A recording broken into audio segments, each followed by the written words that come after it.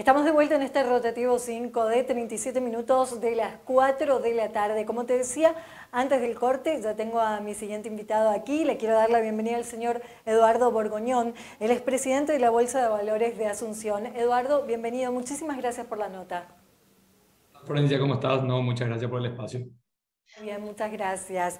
Bueno, Eduardo, quiero, si por favor nos permitís, darnos un balance que está dejando el primer semestre del 2022 para el mercado bursátil. Sí, bueno, la verdad que cerramos el 2021 con un panorama muy alentador. Recuerdo haber hecho justamente una entrevista para ustedes en noviembre o en diciembre y hablábamos.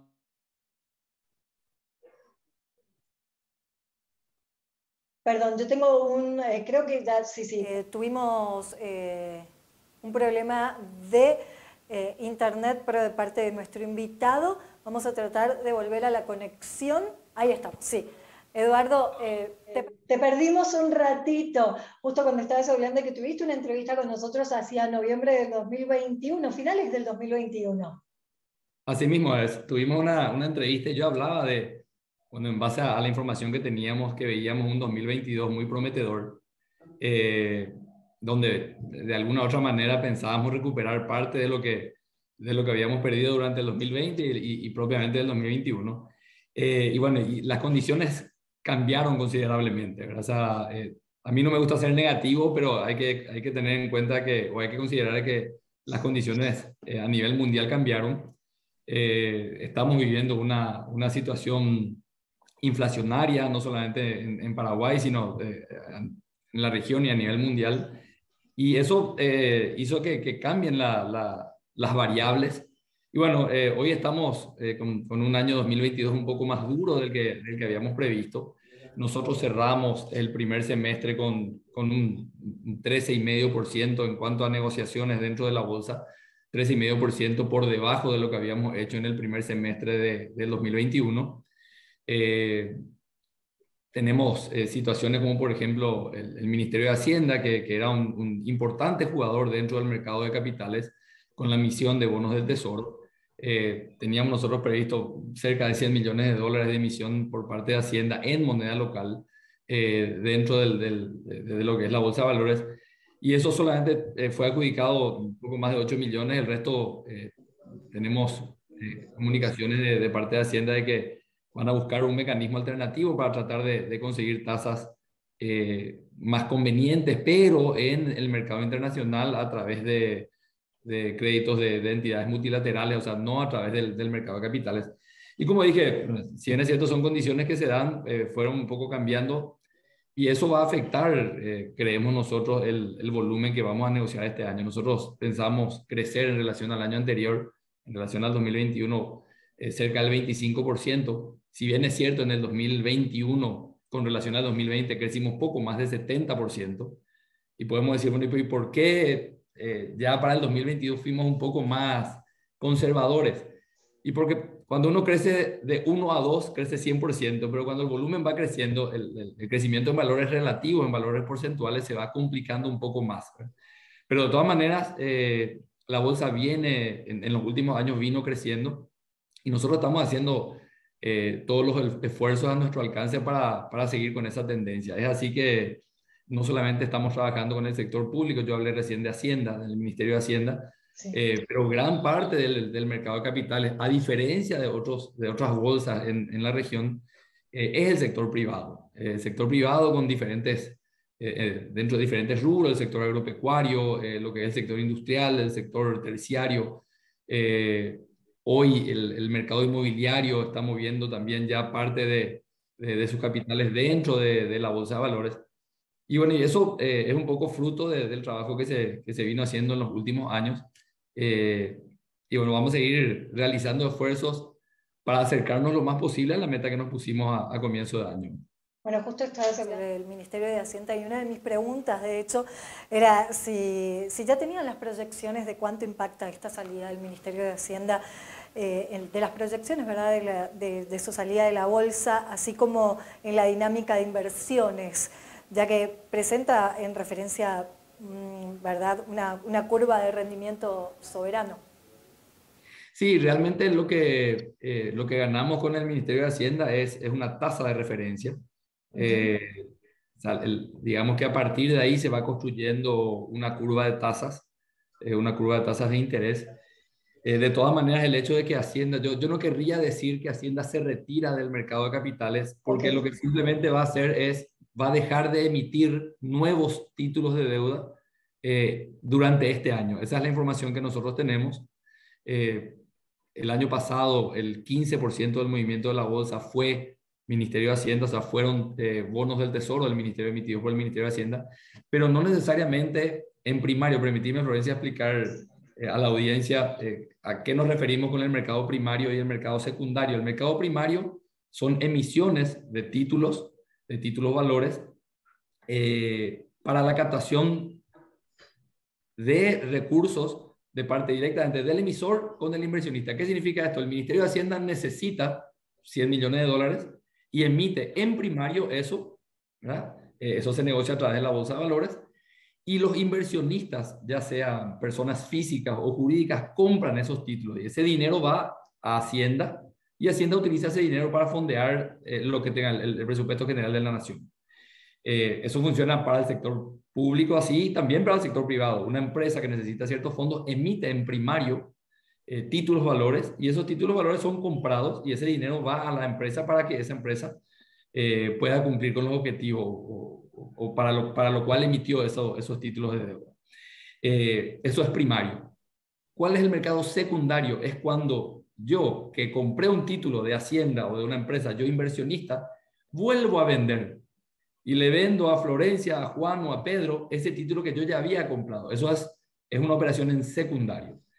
En este caso, el 15% de las operaciones del año anterior fueron realizadas con títulos del Ministerio de Hacienda, bonos del Tesoro, pero la mitad de eso, aproximadamente un 7,5%, fueron emisiones en primario, pero la otra mitad fueron operaciones en secundario. O sea, hoy existen bonos del Tesoro que ya fueron emitidos, ya sea este año o años anteriores, por el Ministerio de Hacienda, porque el Ministerio de Hacienda normalmente emite a mediano, a largo plazo, y esos títulos, esos bonos del Tesoro, van a seguir negociándose en secundario ok. durante el 2022, el 2023 y demás, ¿verdad? Hasta que esos títulos venzan. Y vencen dentro de 2, 3, 5, 7 años. O sea que el Ministerio de Hacienda va a seguir operando dentro del mercado de capitales. Lo único que no va a hacer es emitir nueva deuda, ¿verdad?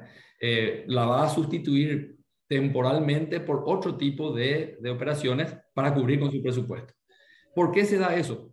Y simplemente porque hoy el mercado, los inversionistas buscan una tasa mayor de lo que Hacienda está dispuesto a pagar. Okay. ¿Ya? ¿Por qué? Porque las tasas a nivel mundial, tanto en dólares y en guaraníes, bueno, las tasas a nivel mundial en dólares, específicamente por la Reserva Federal de los Estados Unidos, y obviamente la tasa local en guaraníes, por la tasa de referencia que emite el Banco Central para instrumentos de regulación monetaria, subieron. ¿Por qué suben esas tasas? Para combatir la inflación que existe a nivel mundial. O sea, así funciona, hablando de manera sencilla, digamos, el manejo de tasas, y eso es lo que hoy hace de que Hacienda diga, no, yo prefiero no utilizar temporalmente la bolsa de valores para emitir nuevos títulos de deuda, para captar nuevos recursos, hasta tanto esta situación se regularice. Eso no quiere decir, repito, que que Hacienda va a dejar de operar en la bolsa. Ese es un punto. ¿Cómo pretendemos de alguna u otra manera paliar o mitigar ese impacto? Probablemente iba a ser una pregunta que me ibas a hacer. Y obviamente buscando otro tipo de instrumentos, no solamente del sector público, porque en el sector público opera, Hacienda es uno de los jugadores. El otro jugador que opera con nosotros fuertemente es la Agencia Financiera de Desarrollo, la AFD, que recurre a la bolsa de valores para captar fondos en guaraníes principalmente. Pero hay poco más de 120 empresas del sector privado, y cerca de unos 30 fondos de inversión, también generados por el sector privado, por casas de bolsa, que están obteniendo recursos financieros a través de la bolsa de valores. La idea nuestra es ampliar esa base de empresas que están operando, de empresas privadas que están operando a través nuestro, que fíjate, están representando más del 70-80% del mercado está manejado por el sector privado, ¿verdad? Si bien es cierto, nos afecta lo de Hacienda, tenemos todo el sector privado que sigue moviéndose, que sigue con proyectos, que está mirando un 2023 con buenas perspectivas. Los economistas hablan de que va a haber un efecto rebote y bueno, y que probablemente tengamos un 2023 con buenas condiciones. Y la bolsa de valores se caracteriza por su mediano y largo plazo. O sea, los proyectos que se encaran a través de nuestra plataforma, o sea, los recursos que se captan a través de la plataforma de negociación de la bolsa de valores, están muy enfocados a proyectos de mediano y largo plazo. O sea, que un año malo no debería de retrasar proyectos de 5, 7 o 10 o 15 años, que son los que normalmente se financian a través de la bolsa de valores. Así que seguimos tenemos principalmente dos productos que estamos de alguna u otra manera tratando de potenciar. Uno es el reporto, se llama, que es una manera de dar liquidez a instrumentos que ya están en el mercado. Y lo otro es a través de otro instrumento que se llama CCN. No quiero entrar en una cuestión así muy técnica, pero simplemente decir que desde la Bolsa de Valores estamos explorando otro tipo de instrumentos para poder mitigar el impacto que pueda tener Hacienda o que pueda tener eventualmente o que pueda generar eventualmente esta coyuntura de aumento de tasas. Y bueno, tenemos que ponernos a tono y ver qué podemos hacer con esta situación que cambió y bueno, no quedarnos con lo que habíamos previsto a comienzo o a final del año pasado y ser lo suficientemente dinámicos y versátiles para adecuarnos a las condiciones actuales. Bueno, y ojalá que así sea la proyección, porque entre paréntesis, Estados Unidos, los analistas están previendo una de las mayores recesiones para el 2023 y eso también podría afectarnos. Pero eso era entre paréntesis. Hablaste de muchos productos que tiene la bolsa, entonces, ¿cuáles son hoy por hoy los productos más importantes que dinamizan el sector? Bueno, nosotros trabajamos mucho, nosotros tenemos mucho por recorrer todavía. Realmente nuestra bolsa, si bien es cierto, avanzó muchísimo, avanzó a nivel, o sea, se profesionalizó, hicimos una inversión muy importante a nivel de tecnología. Hoy prácticamente el 99% de las operaciones, por no decir el 100%, el por ciento de las operaciones son operaciones digitalizadas, digamos, son todas operaciones electrónicas. Ya no hay una operación física. Por otro lado, estamos desmaterializando todos los instrumentos. O sea, antes, cuando estábamos hablando de un título de valor, hablábamos de un cartón que se tenía que firmar, que había toda una gestión. Hoy ya es, sí, el paso de mano a mano de ese cartón era complicado. Hoy, te compro las acciones y todo. Era mismo. Figural, ¿verdad? Era figural, claro, todo. Así. Un cartón, uno daba la vuelta, generaba un endoso, o sea, un montón de elementos que hoy ya no existen. Hay un proceso actual que es el proceso también de desmaterialización de las acciones de todas las empresas, o sea, no solamente de las que operan en bolsa, sino cualquier empresa puede desmaterializar sus acciones. Y eso va a tener también, va a generar un dinamismo mayor en lo que es el mercado de capitales. Ahora, la pregunta tuya era, ¿cuáles son los productos que más se operan? Y ahí, como dije, hay mucho todavía por recorrer. Nosotros, los productos que todavía manejamos son productos muy básicos, principalmente productos de renta fija. ¿Qué significa eso? Que son normalmente bonos o acciones preferidas, que son instrumentos que le promete al inversionista una renta, como su nombre lo dice, fija, es un rendimiento, no así como otros mercados que tienen mayor profundidad y tienen un poco más de madurez, que ya se operan o se transaccionan acciones ordinarias donde el resultado de la gestión de la empresa se traduce en una renta, ya sea mayor o menor. O sea, y eso es conocido como renta variable. Sí, hoy los fondos de inversión sí ya están teniendo renta variable y eso es algo también muy interesante para nosotros porque estamos pasando a un siguiente paso. O sea, el inversionista se está volviendo cada vez más sofisticado y no solamente invierte en algo que le asegura una renta, y ya sabe cuál va a ser la renta, sino que de alguna u otra manera tiene un apetito de riesgo un poco mayor, pero también el rendimiento que tienen ese tipo de instrumentos son un poco mayores. Si bien es cierto, depende o sea, puede fluctuar para arriba o para abajo, pero sí hay una promesa o un objetivo de renta mayor. Entonces, hoy lo que tenemos principalmente son bonos, son acciones, son cuotas, partes de fondos de inversión que no necesariamente invierten en una empresa, pero que generan también, invierten en economía real. O sea, hay fondos de inversión que invierten en forestación, hay fondos de inversión que invierten en engorde de ganado, en alquileres de oficinas, ¿verdad? Y eso sí tienen rentas variables. Y así también tenemos futuro de monedas. O sea, hoy se puede hacer un contrato a futuro. Yo puedo decir, mira, cierro con una contraparte y digo, yo quiero vender $100,000 de aquí a 3 meses. Y hay alguien que quiere comprar $100,000 de aquí a 3 meses. Entonces, independientemente de la fluctuación del mercado, nosotros ya nos ponemos de acuerdo en el precio de compra-venta de esa moneda. O sea, también es un instrumento que tiene la bolsa. La bolsa también, la bolsa de valores también tiene una bolsa de productos que lo que se hace es se registran contratos de compra-venta de granos, principalmente soja, que es el grano que más se comercializa o que más se produce en el Paraguay. O sea, hay un abanico de productos que se van desarrollando y la bolsa vino creciendo a razón de 30, 40, 50% en los últimos años. Y bueno, esperemos que esta situación, por más adversa que sea, no revierta la tendencia que vino teniendo la bolsa en los últimos años. Y por último, Eduardo, ¿se realizaron nuevas proyecciones para el cierre del año o seguimos con los 4.000 millones de dólares? No nos gustaría bajar. Esperemos que no. No, lo que sí tenemos que hacer es simplemente redoblar esfuerzos para poder llegar. Reconocemos de que obviamente la meta, como dije ya anteriormente, se volvió cuesta arriba. Claro. Pero no se eso esperaban estas coyunturas, nadie esperaba una guerra mundial, nadie esperaba las restricciones que seguían en algunos lugares, como es en China. Creo que no esperábamos este panorama para el 2022, veíamos un panorama mucho mejor desde el 2021, pero bueno, las coyunturas también, el precio de los commodities, creo que todo hicieron como que hoy por ahí las proyecciones estén un poco más cambiadas. Después de lo que nos pasó en el 2020, creo que aprendimos que nada es para siempre, ¿verdad? O sea, sabemos que las cosas cambian. Creo que el 2020 nos enseñó eso y simplemente nosotros tenemos que saber adaptarnos a los cambios, ¿verdad?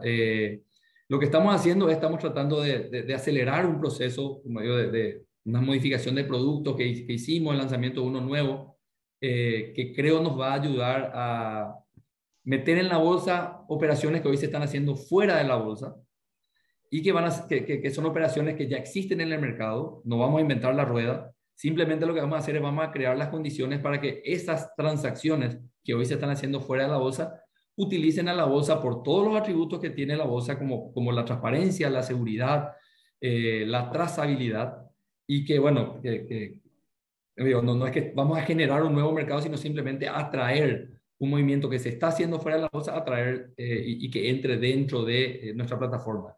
Con eso creemos que podemos llegar a la meta que nos habíamos trazado a final del año pasado. Y bueno, el tiempo dirá. Esperemos que sea así, ¿verdad? Que sea benévolo y que las proyecciones sean como las que trazamos el año pasado. Así mismo es, así mismo es. Te agradezco todos estos minutos que nos has regalado y bueno, que tengas feliz tarde. Muchísimas gracias y gracias por el espacio nuevamente.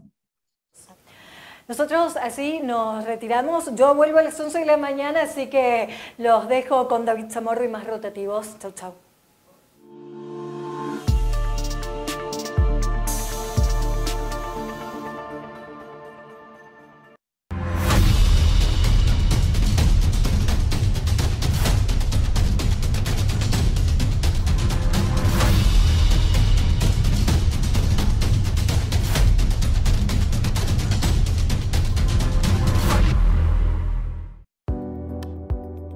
Enamórate de lo legal. Cuando elegís una marca legal, no solo optás por lo mejor, estás apoyando la economía formal, la que genera empleo, aporta el fisco y cumple con la legislación laboral.